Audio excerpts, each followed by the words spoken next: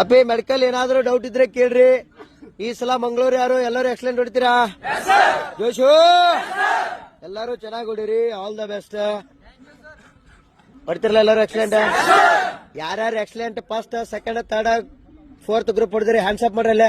ನೋಡಿ ನಿಮ್ಮೆಲ್ಲ ಪೂರಾ ಬ್ರಾಂಡ್ ಕಾಣ್ಬೇಕು. ಎಲ್ಲರೂ ಕಾಣತೈತಿ? ಅರೆ ಹಿಂಗಿರ್ಬೇಕು ಜೋಶಿ. Yes clear? ಓಕೆ.